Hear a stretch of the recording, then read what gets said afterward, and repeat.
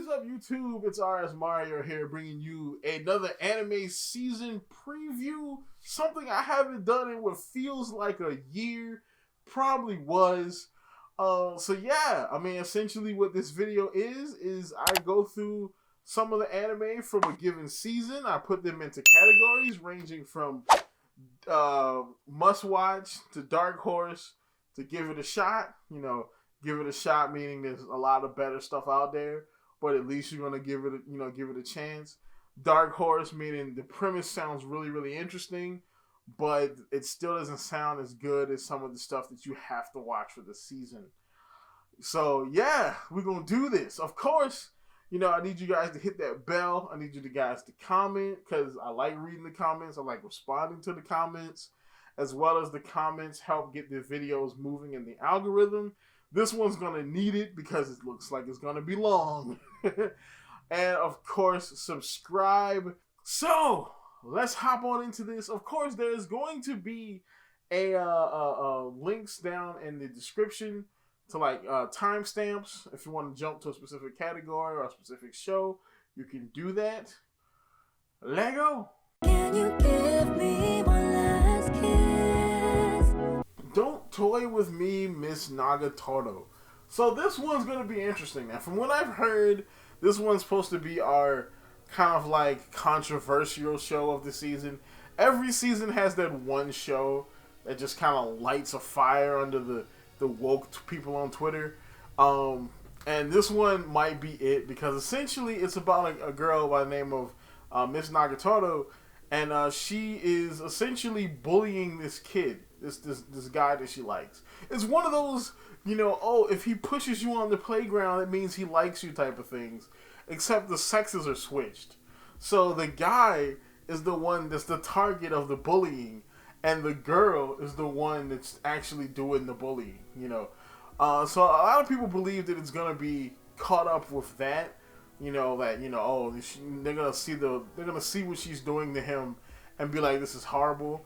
I personally think that we're gonna get remember that water Pokemon trainer from from Sword and Shield? Remember that controversy? I think we're gonna get something like that with this show, because the main character is kind of a dark-skinned Asian person. So, you know, I could definitely see somebody drawing her in a different lighting, and then people are going to be like, oh my god, why you try to whitewash her? I can see that coming. Either way, there's going to be a controversy. It's going to be interesting to watch. Mars Red. Alright, so I put this one on here because, I mean, I'm kind of hyped for it. I mean, it's military procedural, but we've had so many like mystery procedural shows lately, that it's kind of killing my love for the genre. You know, I think the last really good one I watched was Copcraft. That's because they kind of added some fantasy elements into that one. This one is comedy. This one is military procedural, but it's also adding in another thing that I'm largely sick of, is vampires. So essentially it takes place in a different version of 1923, where vampires have existed for a while, and there's this fake blood, artificial blood that comes out, so I guess that allows vampires to exist without having to feed on people. And the vampire population has been growing more, since of course they don't have to hunt people now. So now they might become a problem, and so the government has created a task force, because they always do, to go out and try to deal with the vampire problem. I mean, it sounds interesting. I mean, this is the last shot the vampires have, because I completely skipped Noblesse. As much as I like the other Crunchyroll webtoon adaptations, like, I skipped Noblesse, because I'm just like, I'm just sick of vampires. You know what I'm saying? But I'm going to give it a shot, though, because it sounds like it could be interesting. So, Eden Zero. Alright, so I think I probably need to lose my Shonen card. Alright, my Shonen pleb card, because I have been behind on Shonens for a long time. Like, I was never into Fairy Tail. Eden Zero is kind of not a follow-up to Fairy Tail, but it's made by the same guy. And essentially, it's like it's like Fairy Tail goes sci-fi.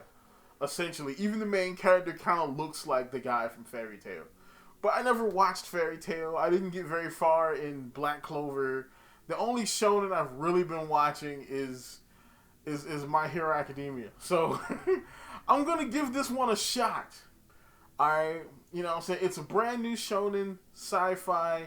I'm in it. JC Staff's working on it, so it should be interesting.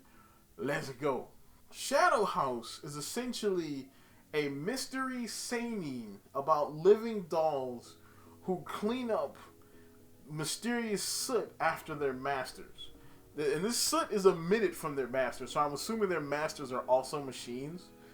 And essentially it's going to be the mystery of what are their masters and what's going on in this house. Because again, it's supernatural.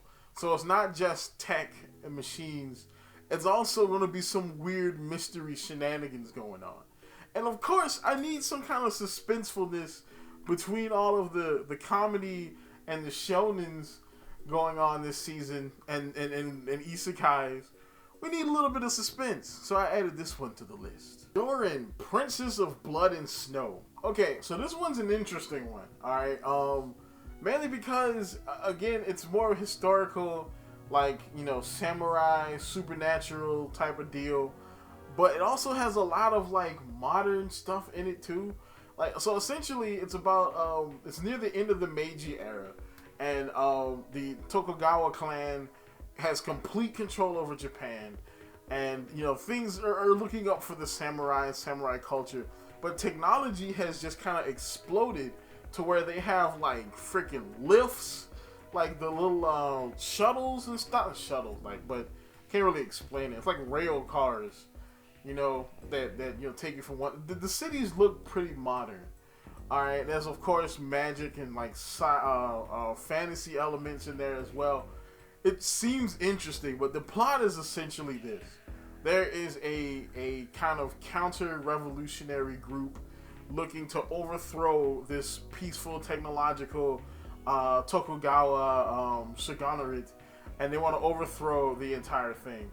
And of course, there is some people who are there to try to stop it, to try to save the princess, to keep her from getting killed, and basically toppling all this stuff that they've built. It seems interesting. Just look at the clip. I'm definitely gonna check it out.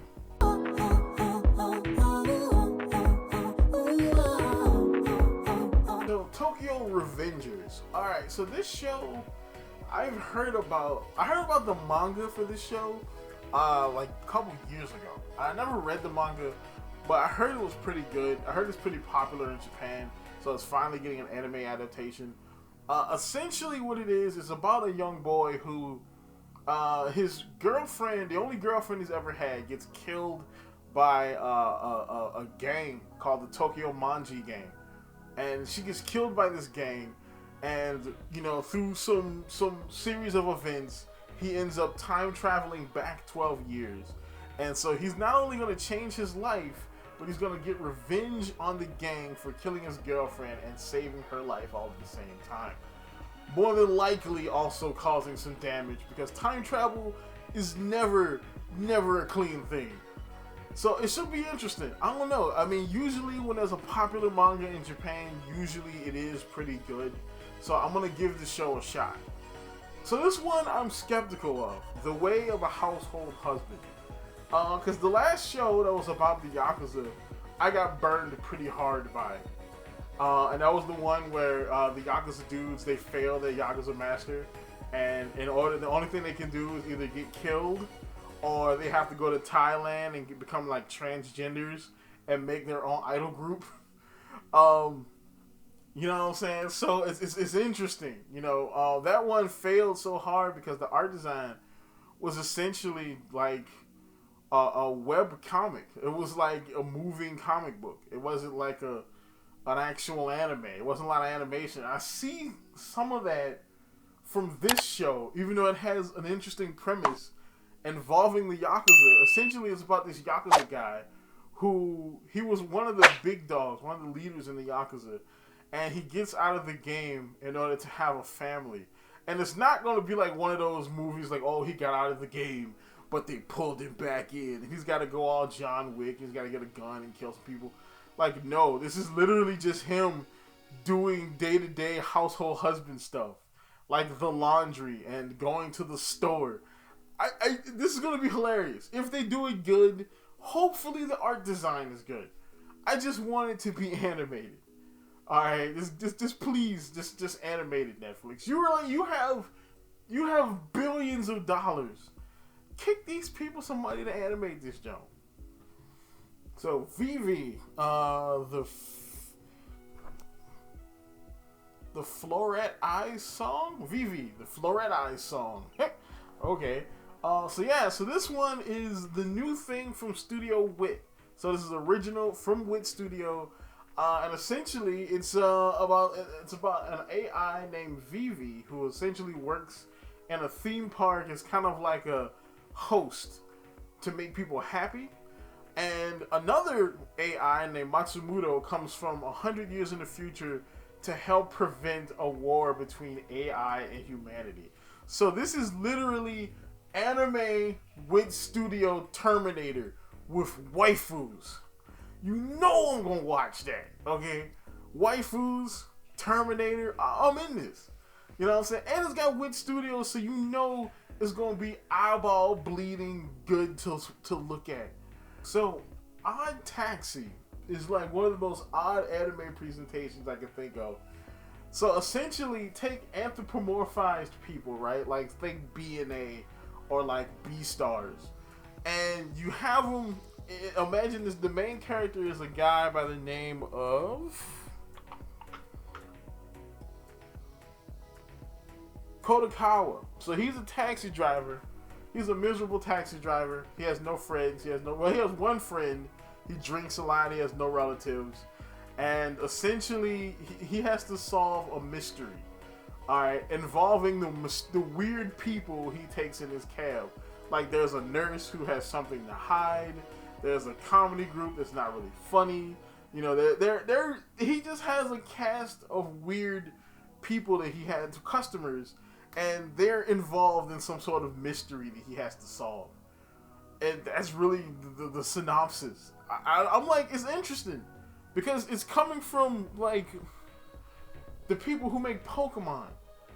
All right, Industrial Light and Magic are making a kind of like gritty mystery show with anthropomorphized people. What more can you want? I want to see I want to see this. Of course, I have it in Dark Horse because it may not be like amazing. It's maybe lame, but again, the premise is interesting. Really big into sports anime, but weird sports I'm into. Burning Kabaddi is essentially your run-of-the-mill anime sports anime. You know, there's a team. There's somebody who is kind of interested in it and wants to kind of join, and there's one person who doesn't, and they end up becoming really good at the sport. It's a sports anime, all right? Has all your sports anime tropes, but it's about Kabaddi. That is the selling point for me. Kabaddi is like a weird version of like Indian Pakistani tag with like extra steps. All right, there's a video in the description you want to watch if you want to watch it, because I watched the video and I actually commented on it myself. Like, you're gonna get a lot more views once the anime for this comes out, because people are gonna need to figure out the rules of this. But to me, it sounds interesting. Check out the video. Check out the anime. It's gonna be pretty cool. I love you more than you'll ever know. All right, Combatants will be dispatched. Okay, so I'm gonna take the truth. I didn't even read the synopsis for the show. I'm gonna go in blind, but I'm going to recommend this to you because it comes from the guy who wrote Konosuba. Konosuba is one of my favorite anime comedies of all time, and so far the man can do no wrong. You know, hopefully we'll get Konosuba season 3 eventually. It's weird that we're gonna get his other work before we finish the original work he had, but it's fine. I don't know what's gonna happen. It's done by the guy who did Konosuba, so it's gonna be hilarious. Watch it. And I think Funimation? Yeah, Funimation has this, so we're probably gonna get a dub. So guess what? I'm down. I'm ready for it. All right, watch the show. Just give it a shot. The World Ends With You.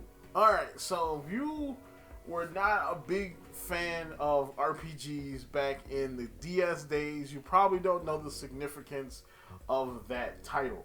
But The World Ends With You was a big DS game. Well, I guess it was a modest DS game from Square Enix that kind of sort of loosely ties into Kingdom Hearts in some way. But essentially it's about a kid who ends up without memory in an alternate version of Shibuya in this place called the Underground, which is like an alternate form of existence, you know. So it's kind of like a multi-dimensional isekai type of situation. And essentially he has to play in this kind of death game, and he has to try to get out. And I mean, that's just kind of a loose definition of the story, because I really haven't thought about this game. Hell, it has to be years.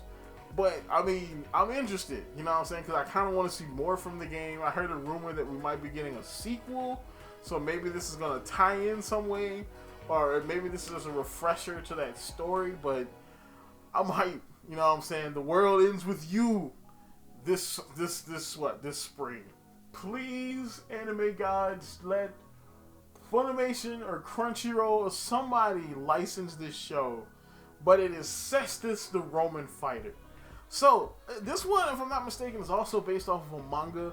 But essentially, it's about a guy in Roman era, you know, the Roman Empire era. You know, he's been picked up, he's a slave, and he's forced to fight as a Roman boxer. You know, so it's like anime gladiator out this piece. Alright, he's forced to fight as a Roman boxer, and he's trying to fight his way on a path to freedom. This dude is literally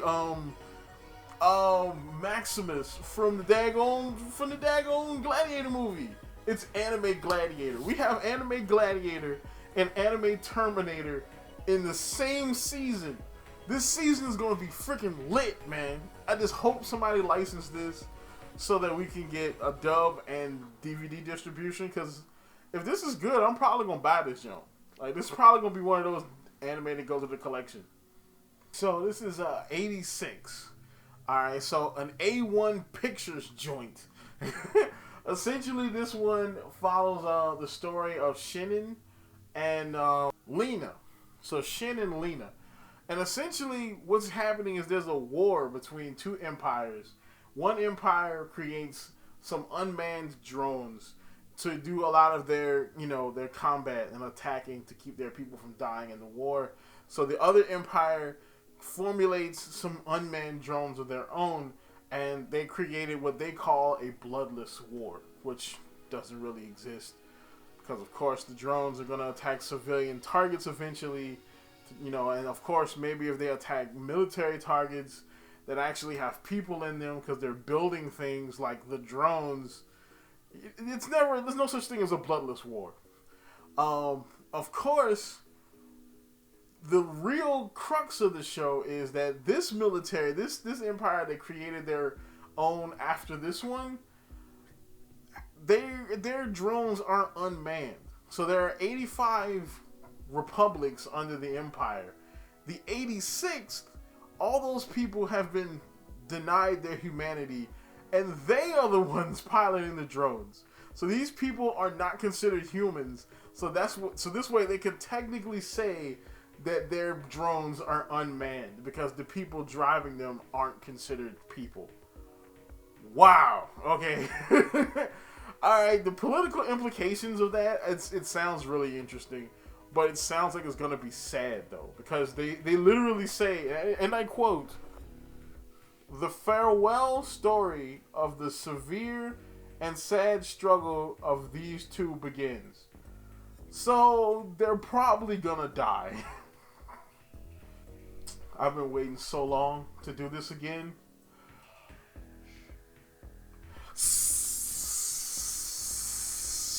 SSSS.Dynazenon. Woo! Okay, alright, so if you don't remember, from a long time ago, I was a huge fan of Trigger's adaptation of Gridman, or otherwise known as Gridman. I'm awake now, man. I should have did that at the beginning of the video. But yes, so Gridman was awesome. I mean, it went from like your kind of run-of-the-mill, like, you know, monster of the week type of you know, kind of like almost Power Rangers-ish show, you know, with extra add-ons to Gridman and all the other kind of stuff, to like straight up this weird, like, freaking philosophical thought about God and the universe. And this is in Gridman, bro. This is like, Gridman was like Saturday morning cartoons for Japanese kids, and they're talking about like the existence of God and the relationship between God and man. It's like it went from Power Rangers to Final Fantasy, bro. It's ridiculous. All right, and so now we have, the only reason I have to doubt this show is we have zero synopsis on it. It's supposed to be some kind of follow-up to Gridman, but you know, we don't know what the show's going to be about. We don't know any of the characters, but it's Trigger. It's the same Gridman universe, so I'm in. Like, I'm down with it. Just inject that into my veins, bro. All right, you guys, that's about it for this. I hope you guys kind of enjoyed this. I'm gonna be doing them for seasons, you know, for the rest of the seasons this year, because of course I have been missing doing these videos. They just take so long to edit. Like, this video is nearing 50 minutes as I'm recording this right now. So hopefully it doesn't get to you nearly that long. But yeah, you know what I'm saying? Like, comment, subscribe. Please comment, please subscribe, because your comments help the videos get pushed by the algorithm. Subscribing helps boost the subscriber count. You know, hitting the bell helps you to see my videos when they come out. And so that's about it. Like, comment, subscribe, and as always, I have to find a better sign off. Keep it real. Gridman!